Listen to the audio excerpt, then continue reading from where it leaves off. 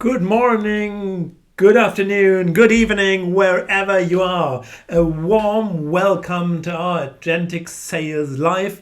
My name is Tim Cortinovis, and in the next minutes, I would like to give you a glance on what is actually Agentic Sales. I suppose you have an idea of what that might be, but let's check with the reality. So my name is Tim Cortinovis. My personal journey into AI began some 35 years ago. Yes, that was way earlier than my personal journey into sales. But yes, when I was a nerdish young boy, I started programming my first own computer with something like a chatbot. It was called Eliza. It had nothing to do with what we see today, but it was the first idea of a machine taking over our tasks, our capability of thinking through complex ideas and tasks. So in the midst of the 80s, last century, last millennium, I started my personal journey into AI. And so I'm personally really happy seeing this AI summer for the last 3 years almost. And I'm traveling the globe holding keynotes in English, Spanish, and German, and helping organizations, enterprises, companies to leverage cutting edge technology like AI or AI agents in their business processes, in their sales processes, and in their marketing activities. So, I've worked for companies like Siemens, E.ON, Avato, Avaya, Quadient, ING, and so on, MBE Global, with a lot of Fortune 500 companies.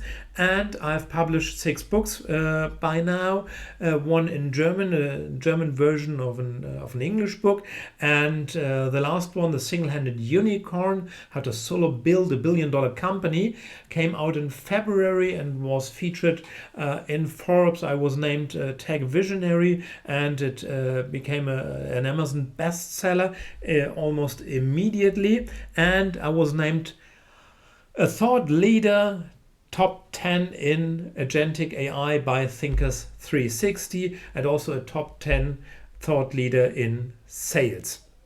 So this is my background, and as I said, I would like to show you where we are right now in agentic sales. So when we apply AI and agents in sales, what is actually an agent will be one of our topics, but you will see also what kind of agents are there and what you have to do, especially to build your very first agent. And I guarantee you, you will need just about 30 to 60 minutes to set up your first agent.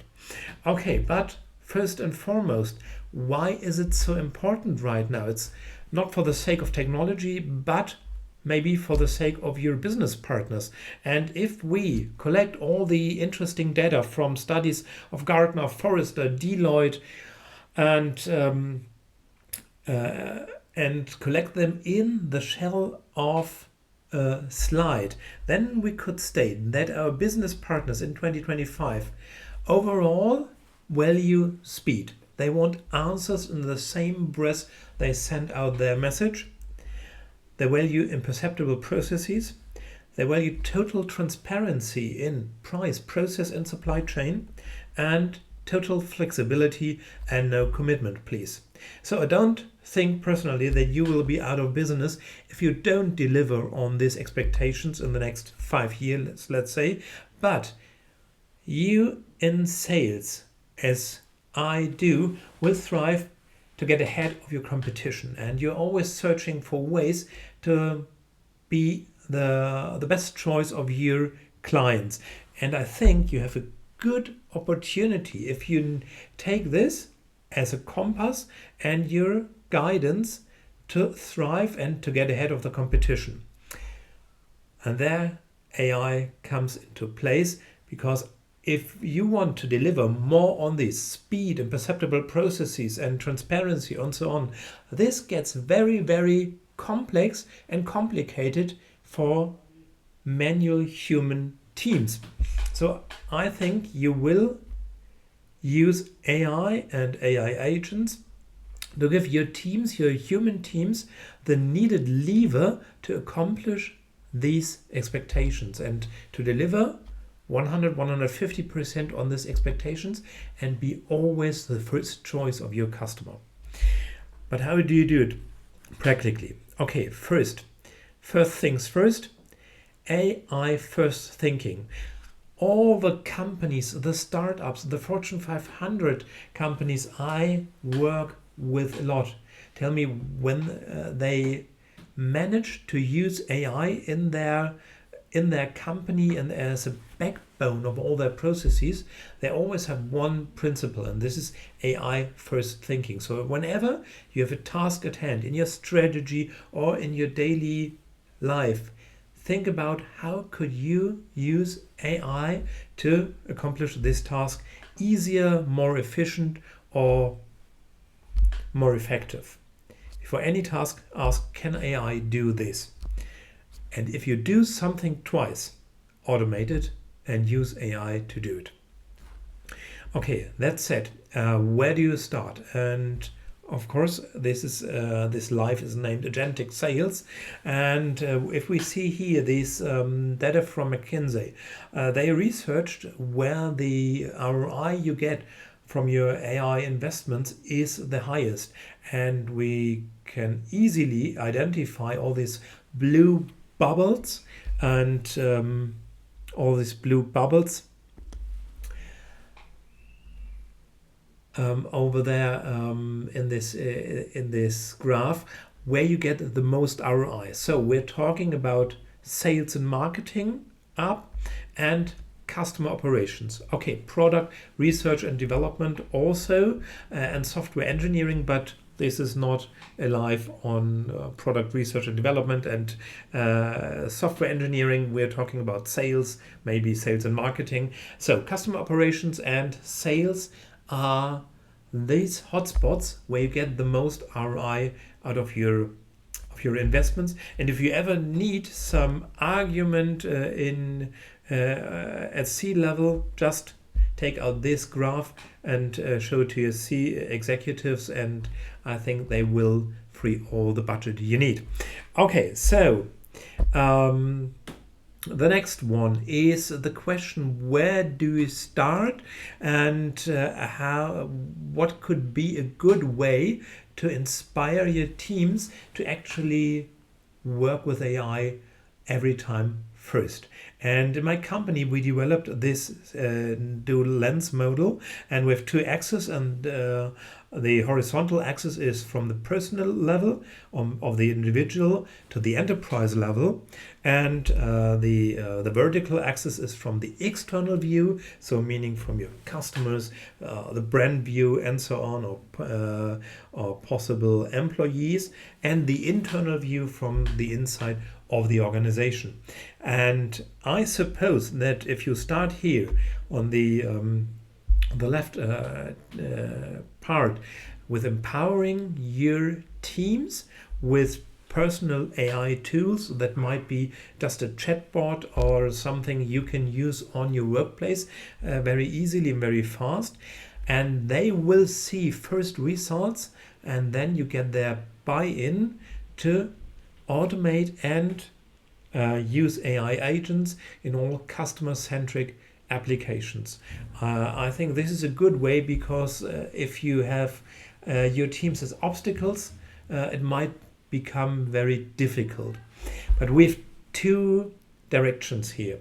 A lot of companies right now are these companies where most employees and most teams still have fears about AI and about AI replacing them on the workplace. And on the other hand, we have what McKinsey calls the death of the 1,000 pilots. So AI is so easy to deploy that a lot of units and start to implement a first AI pilot, but without any strategic overview.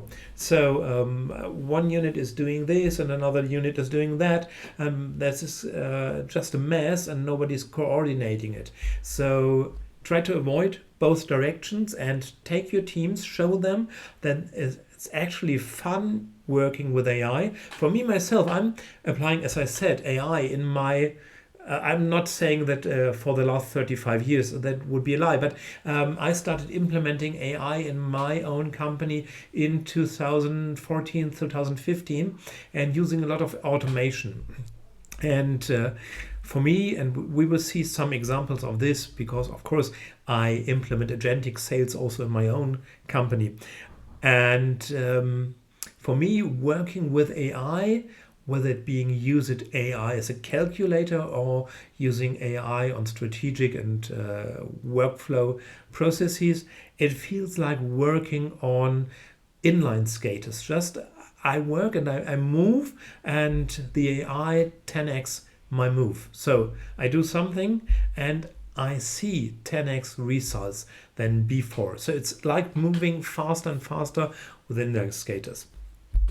Okay, so this could be your way to success in applying AI. What is an agent and what do you need to build your agents or buy your agents? Because this is, of course, the first question, build or buy. And we will answer this in a minute. First one, as I said, I think AI and AI agents will give your teams, your sales teams, a huge lever to become much more successful than today. And the measurement there is the ARR, the annual recurring revenue per full-time equivalent employee. So the idea is not to cut employees even more down and to just lay off massive salespeople, SDRs or AEs or whom in your sales department. No, the idea is to increase the annual recurring revenue per FTE, and I think agents can be your mechanism to accomplish this task. Okay, before you start automating anything in sales, just a very quick back view on what should be in place. It is useless to automate just what you have. Your processes might be working very well. If they're working, okay, start automating and skip this part of the life. But if you have the slightest doubt that your sales processes are perfect, I have two areas where you should focus on to be very, very clear before you automate and put the agents in place. And that, of course, is your product market fit. Do you have the perfect product market fit statement? And are you actually offering a product, a service that there is demand for? This is the most basic one. And of course, the next one, when you know you have the perfect product market fit and you know your ICP, your ideal customer profile, then fish where they swim. So focus excessively on where your ideal buyers hang around and where they just not hang around for business inspiration, but maybe where they hang around to cool down a little bit and where they relax and where you can, on a very smooth level, get in contact with them. So sales has changed tremendously all around the years, and it is changing again. And more we see that sales with a hard sales pitch does not work the way anymore. If you go on LinkedIn and you send out just the sales pitches to your ICPs, yes, you will get some response, but you will, it's a numbers game. You will have to send out thousands of direct messages to your ICP to become successful.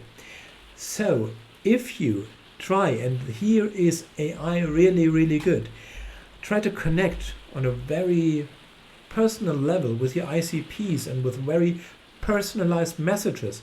How do you do this? You will see in a minute. Then you can connect with your ICP where they swim and just shake hands and get to know them and allow them to get to know you, and to check out if cooperation, if doing a deal together is a good fit for both of you. Okay. The next thing, when you send out these messages, a lot of times when you scroll through LinkedIn or Instagram, you see experts saying that you need the perfect personalized cancelled message, perfect for your ICP. I think that is not the case. No, not at all. If you encounter your ICP and they have the need and you have the perfect product market fit, so you're solving actual pains from them, the message is nearly unimportant. It's not important what your message is. One personal example, I tried to become a TEDx speaker for the last 5 to 8 years. And I tried real hard, and I connected to a lot of TEDx event managers, and I didn't land any TEDx speaker engagement. So one day, a guy from California just sent me a LinkedIn message. If I wanted to connect with him, he is able to facilitate a TEDx speaker engagement. I don't remember his actual words, but something similar. So I immediately reacted and clicked on yes, of course, and answered him that I would love to talk to him and how did he do it, and yes, of course, immediately. So I had a huge need and a huge pain point, and there was somebody offering this one, a product perfect market fit, and his message didn't play any role. It was not that important. So it is more important that you know the pain points of your ICP, where they swim, and get in contact with them. The perfect message is not the important point here. Okay, agents.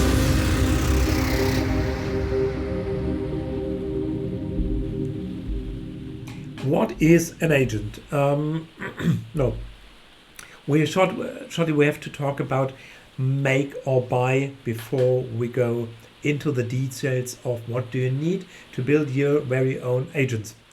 Okay, we have 3 questions here, and we always have the question make or buy. Should you make your own agents, or should you buy pre-made software and implement it? And these 3 questions are here to guide you through that dilemma, or it's a dilemma, I don't know, but through this decision. And if you could answer yes to all 3 of them, then you probably should build your own and make your own agents. And if you just say no to one of them, you should think about buying them. So differentiation. Does owning this code create strategic advantage customers will feel? So if you have your own agents, do your customer notice this, and are you able to deliver value that nobody else can deliver with their agents? Second, frequency. Will the need recur often enough to justify continuous maintenance? So will you have to need it on a daily basis or on an hourly basis? That's the question here. And finally, the risk. Does external failure of some board software expose us to fatal brand compliance or security damage? So of course it's also a security question, and sometimes if you have confidential data, you should use an agent on premise. So we will start there and talk about making your own agents. What is an agent? By now, yes, here is some excerpt from Wikipedia. What is agency overall? The definition is very simple. An agent is an AI that has agency. Okay, next question, what is agency? Agency here refers to the capacity of individuals, meaning humans in that case, to act independently and make their own free choices. It highlights the ability of a person to influence events, make decisions, and take actions that shape their lives and the world around them. So, I'm a human being, and I could, because I have the free will, just drop the microphone right now, leave the stage, and leave you alone on your screen. I could. I'm not very likely to do this, but I could. And now the agents are getting the same capability. They're getting free choices, maybe, make decisions and take actions. But, and this is very, very important here, and we talk about alignment, so they should be aligned with our ideas, our values and norms to act on our behalf and not on their behalf.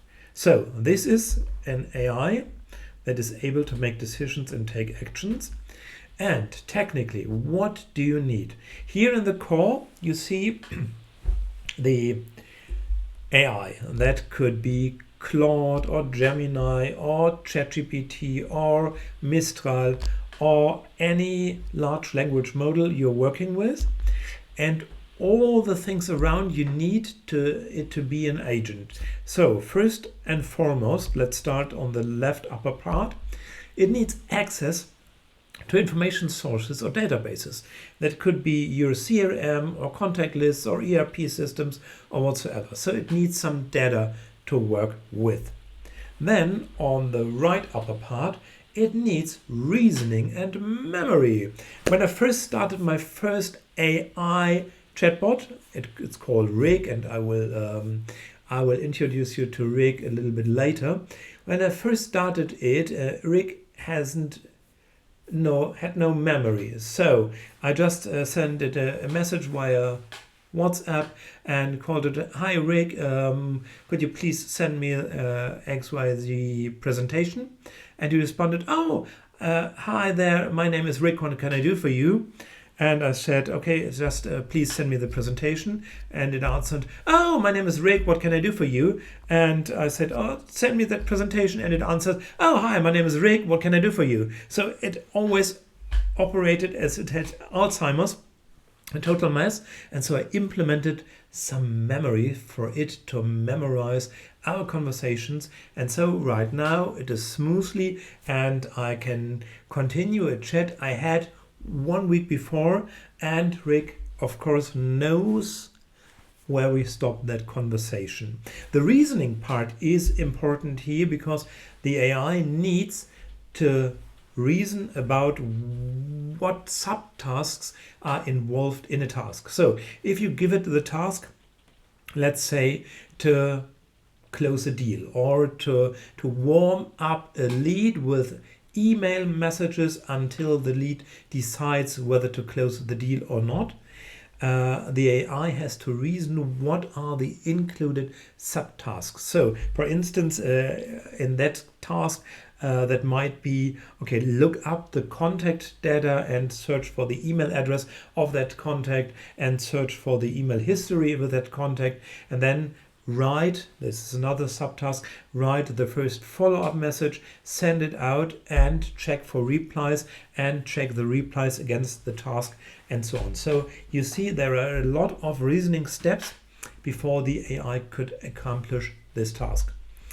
Sometimes you will need a switch to humans in the loop, meaning, for instance, if you're writing email messages and you're writing answers to incoming inquiries, and you're not going to risk to send out the answers totally unsupervised, as I do in my company I've done this for the last 10 months, and it goes tremendously well. But if you're not going to risk this, you need to switch for the human in the loop, meaning you should not send out the emails, but put them on draft before you send them out and decide manually whether to send them out or not.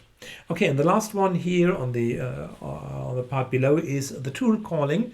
So you have not only the data, the information, but of course the tools to actually accomplish tasks such as email, calendar access, WhatsApp or Messenger, Gmail, Sheets or Airtables, Perplexity for research or market research, or SAP for stock and inventory data.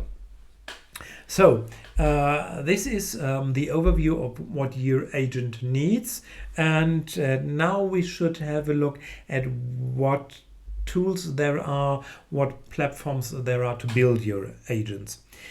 I myself, I'm working a lot with make.com. I love it. It's a very good tool and it's very easy. We will see it actually working a little bit later. Make is the operations, the price is based on the operations run in the scenario, and it's a no-code, low-code tool. So you can actually connect different applications like your email client with OpenAI, your custom GPTs, and interchange data between these applications. In the same direction goes N8N, a little bit younger tool, and make.com works in the cloud. N8N also. You have to pay for the operations, but there is one good thing here. You could run N8N on premise on your machines, and that of course results normally a little bit cheaper, but a little bit more complicated. You need more technically skilled developers to implement agents in N8N, but it works tremendously well, of course. And there are this is how an N8N workflow could look like, and you connect different applications and you have some triggers that trigger the application. And this here is, for instance, a connection to Oyama, and with Oyama you can also use some on-premise AI models on your machines, and resulting, of course, less costs to tokens. So just in the other direction, we go with relevance AI, and this is all you need. It's not you could not even call it no code, low code, because it's nothing code at all. You have just a bundle of agents like this one, the personal assistant manager, and you just give it a prompt how it has to behave, and you give it some triggers, Outlook, Gmail, you see here, WhatsApp Business, and tell it what to do when it receives a message. And then you see on the left part you have some sub agents, and normally you have the coordinating, the manager agent, and the manager agent handles all the sub agents. So if it has the task to send out a follow-up email, it gives the sub agent to look up the CRM for the email address, and then gives the sub agent that writes emails this task, and the manager agent coordinates all these results and gives feedback to the user. So one use case you could use something like this for is personalized outreach at scale. And I said the message is not that important. Yes, that is still right. I won't contradict myself here. But if you're not hitting your ICP at the very perfect point of time, and you don't have the perfect product market fit, it is a good idea to send out personalized messages.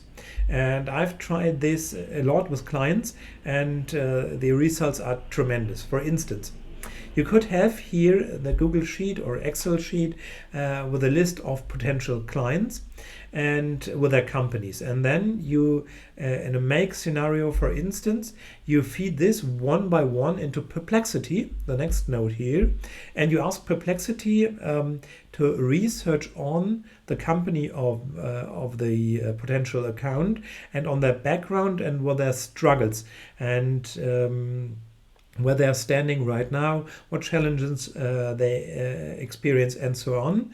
And this result, the market research of that specific company, you hand over to ChatGPT together with your profile, with your market, your product market fit description, and ask ChatGPT to combine this and to write a compelling sales message for LinkedIn or for email or whatever channel you would like to use. And you can send it out directly via email or to your CRM system. And of course, you could place a human in the loop here, some salespeople reading that email. But in my experience, this is not necessary anymore, because you will get a highly personalized, sharp, on-the-point messages that strike your potential client right. And if it is the right point of time, you will get a lot of leads from these personalized outreach. Okay. So I promised I would introduce you to Rig. Rig is my face to the customer, and now if you would like to receive this presentation, for instance, you just could connect with Rig. Rig operates on WhatsApp. I hope you're using WhatsApp, and then you can get in contact with Rig. Of course, you could send me a direct message, and I will send you also this presentation. Oh, no worries. Okay, this is how Rig looks like in Make, and quite simple. Yes, of course, you're right. It's quite simple. And you have the data store. This is the memory for it not to behave like it had Alzheimer, and the OpenAI node, and that writes back also the conversation to the data store and sends out the message on the last node. This is the more complex one for answering all my emails and all my inquiries I receive via email. So you see here the red node. This is the Gmail node, the connection to the Gmail. And then first node of OpenAI here is to identify the intent. What is the intent of the message to me? And it is routed to some branches, whether it is an existing client, whether it is a new client, whether it is an inquiry or not. And so you see also here the calendar connections, and these check if I'm available on a certain date. And also I have the connection built here. I do some research. So if I am an inquiry from a client, I have the email domain, and I research the company based on that domain using Perplexity. And my answer, Rig's answer, is based on the research it does on the background of that company. And so my quotes and my proposals to answer these inquiries are based on the research on the inquirer. Okay, what is important here is also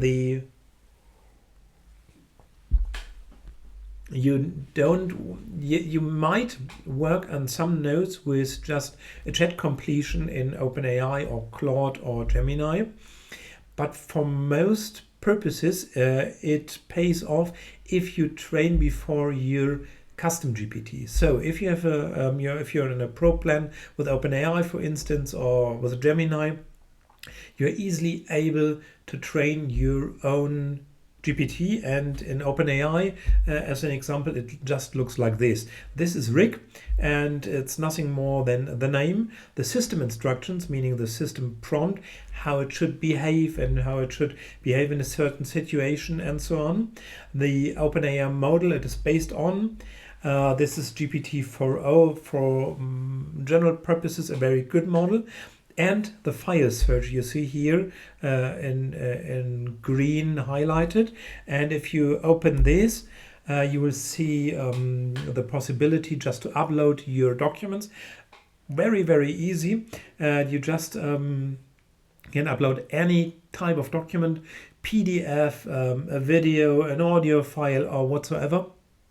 And this is the knowledge base of your custom GPT. So if you have an agent that handles inquiries, for instance, and you wanted to respond with all your offerings, all your products, you should just upload here your product data, your data sheets, and so on. So your agent has access to it and can reference to it in the answers to the customer. Okay, this is, I have a second agent, and this is Sam. Sam is just my personal AI assistant, and it is able to, it's just as an assistant. I can tell Sam, for instance, via WhatsApp, just please send an email to my client Michael with my abilities next week and propose a face-to-face meeting when I'm available next week. So Sam has a sub-agent that is able to check my availability on the calendar, picks 2 dates, and writes the email and looks up Michael's email address in the CRM system, and then sends out the email totally without my supervision on my behalf to Michael. On my behalf is really important. I think ethically it is important that you put in every email or message you send out that it is made by an AI and that your customer is dealing with an AI agent right now. Okay, we're getting closer to the end of this live webinar. So this is what Sam looks like in Make, quite close to Rick. And I just wanted to give you some more ideas for top of the funnel, meaning lead generation. Of course, you can do some agentic automation here as well. I have automated my newsletter some 3.5 years ago, and this has changed over the years, but this is now the working process. And the agent at the core is using Perplexity to research the internet for AI and automation in sales once a week, and GPT-4o from OpenAI writes a perfect newsletter for my ICPs out of these news, and it is published directly each Friday to my WordPress blog and is sent out there as a newsletter. For the last 3.5 years, totally without my supervision, I receive my own newsletter. It's called the Sales Accelerator each Friday, and I read about 10 news around AI in sales. And that was the first idea why I started this project, because I noticed some 4 years ago that 25% of my working hours went into research. I just on a weekly basis I read the New York Times, TechCrunch, Recode, and so on. And so I automated my research and just used this as a newsletter.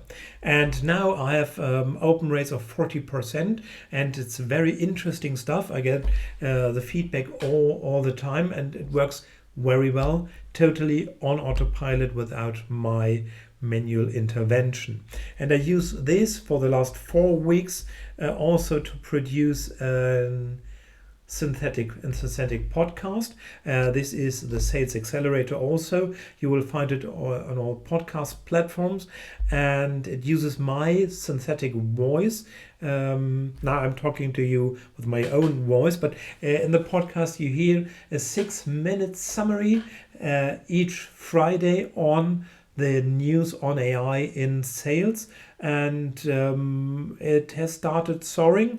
It's gaining more and more subscribers. It started 4 weeks ago, and we had, I think, for the second episode just 100 listeners, which I think is quite good for a new podcast.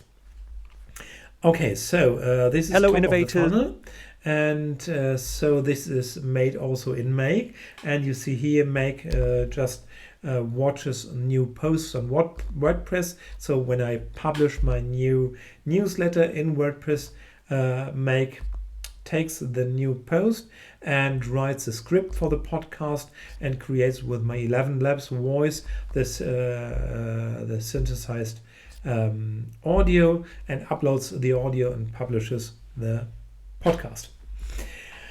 Okay, so we have talked a lot about making. Now we're coming to buying. Where can you buy agents and what should you buy? And I have some.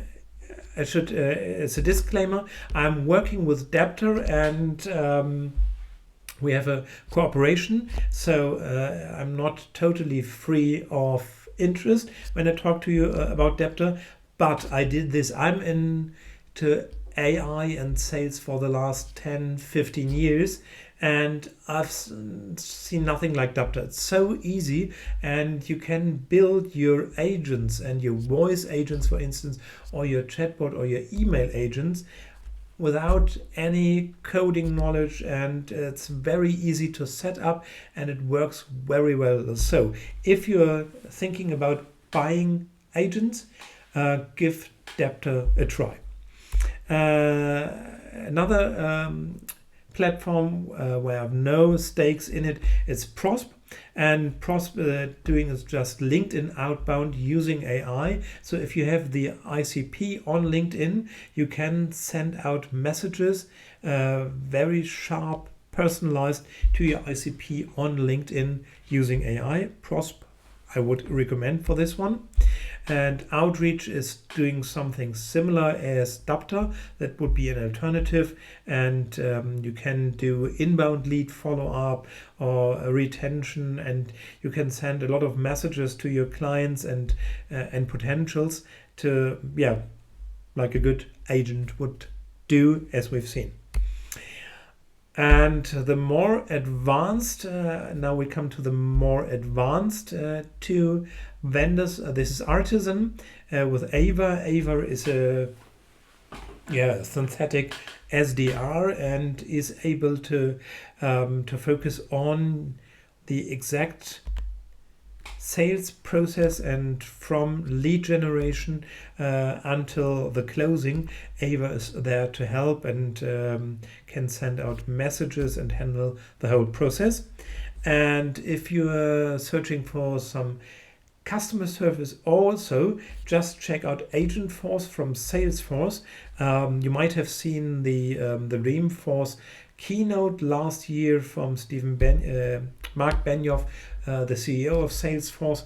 It's brilliant. It's just brilliant what they do. And they have also a call service agent, and they're able to handle also complex tasks for all customer operations in B2B and B2C sales, and they all exceed all customer expectations.